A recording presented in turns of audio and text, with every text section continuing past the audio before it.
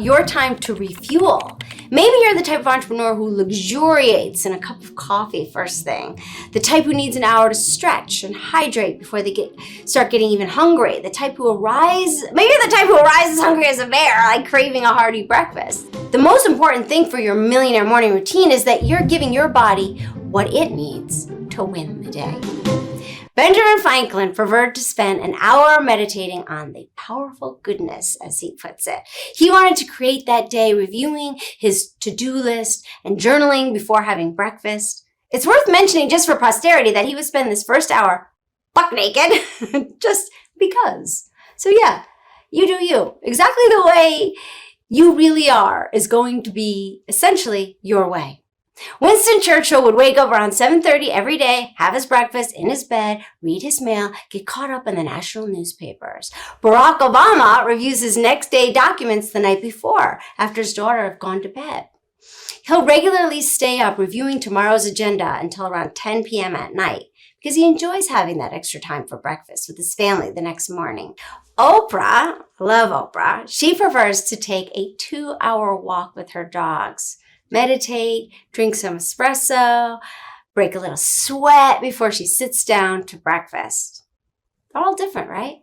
Here's what's most important for all types of entrepreneurs to keep in mind when determining your time to refuel. Hydration is life. No matter what your entrepreneurial type, you have much to gain from scheduling your morning water intake. Choose fuel that gives you energy. Some entrepreneurs need a hearty, protein-rich breakfast to get their engines running, while others thrive on a nutrient-rich power shake or a handful of almonds.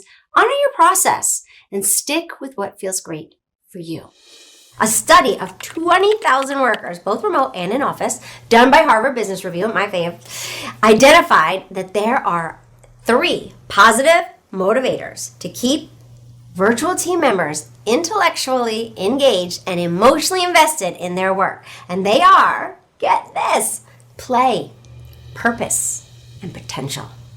The research shows, although protocol and operational procedures are necessary for optimal business function, too much emphasis on procedure can be detrimental for optimal human function.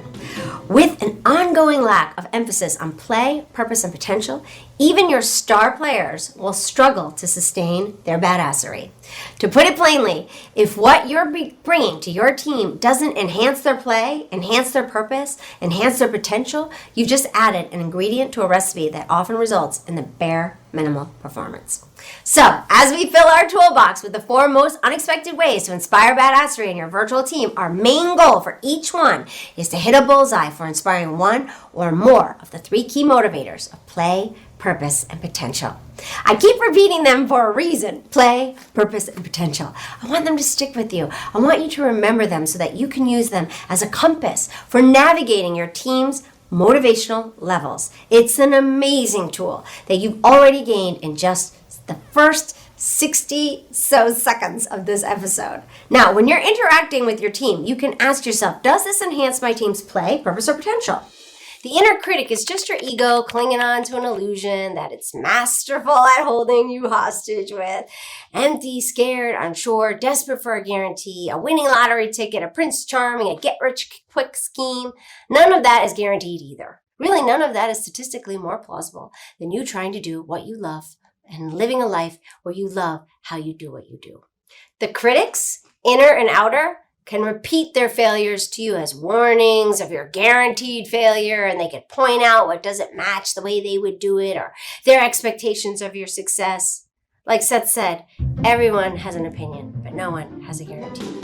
So we started off with the question, how can you guarantee the success of your brand? The answer is by trying.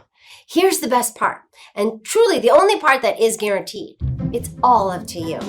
Isn't that wonderful? You get to choose to care enough to share your vision, your invention, your view of all its possibilities, all of its contributions to the world, regardless of any illusion of control that held you back in the past. I love what Oprah says. If you're still breathing, you get a second chance. Really, you do. You get to choose to take that second, third, fourth, still breathing, fifth, second chance. I say choose to love what you do and love how you do it. So you've probably heard somewhere the advice to complete the most difficult task first. Like ask as a means to like improve the productivity at work. Like get it through first. I want to take this concept and just shift your work from home perspective on it a smidge. More freedom with how we prioritize our daily tasks can make it super tempting to put off the more difficult tasks until the end of the day or the next day or the next day, right? And what constitutes the more difficult tasks lately largely depends on which type of entrepreneur you are. And when you understand that, you're better equipped to communicate effectively, not just with others, but with yourself when you're motivating yourself. When you know what type of an entrepreneur you are, you can self-coach so much more kindly, more motivationally, rather than critically, which is often our default. We're often our own worst critic, but we can change that critic into a cheerleader with this knowledge. A more difficult task from your perspective could mean the task that will take the longest, or it could mean the task that is the most tedious, or the task that is the least creative, or the task that involves a lot of people, or the task that requires you to work solo, right? So here's my take on adapting to working at home for entrepreneurs in 2021. Collect an early win. As tempting as it can be to jump right into completing our favorite tasks first thing in the morning. Here's why you're going to learn to love knocking out those more difficult tasks first. Because when it gets to be around the time you want to start transitioning back into your home life, you'll be wrapping things up on a high note. You'll also be more likely to enjoy a consistent schedule because having a difficult task just waiting on the sidelines for you to, throughout the day, just kind of bugging you, just looming there the entire time, like some kind of ghoul out of Ghostbusters. It sucks, first of all, obviously. But what's more important is your health, your sense of accomplishment, your relationship to your family is impacted.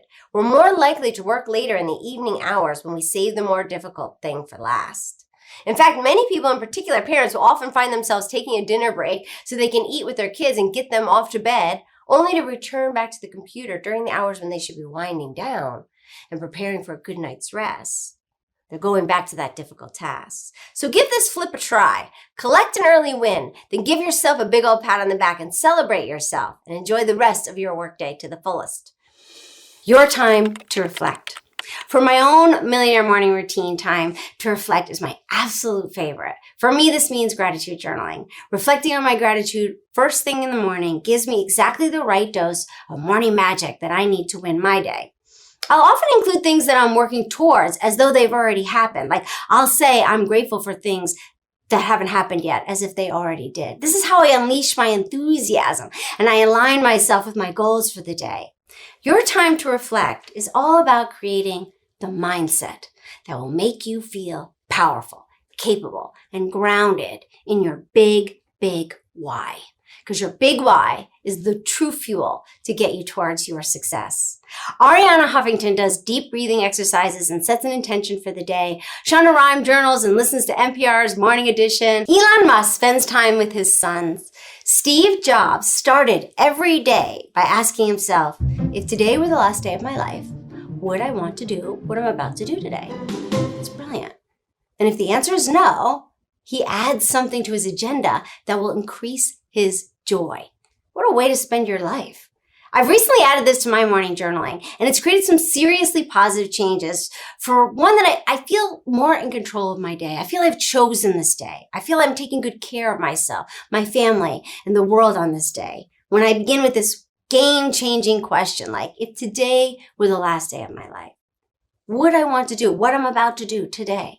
It has actually increased my water intake, actually. It sounds funny, but I had some leftover mindset from the days as an athlete where I would push my body to its limits. But when I put that leftover mindset of push, push, push to the Steve Jobs question, it seems pretty obvious that hydration is going to be part of my day because it's vital for doing what you love to do. Some other common practices successful entrepreneurs use to reflect include prayer, reviewing your goals, listing all of your wins from the day before. I like to say what I did right today at the end of the day. Send good morning texts to your loved ones, spending a little extra time in bed snuggling with your partner. Different types of entrepreneurs are inspired in many different ways. Whatever inspires you, whatever stirs your heart, brings your love for what you do and how you do it, bubbling up to the surface. Whatever that special practice may be, it deserves a place of high honor in your millionaire morning routine. Thanks for watching. Don't miss out on a single thing. Subscribe below. And here's something else I think you'll love.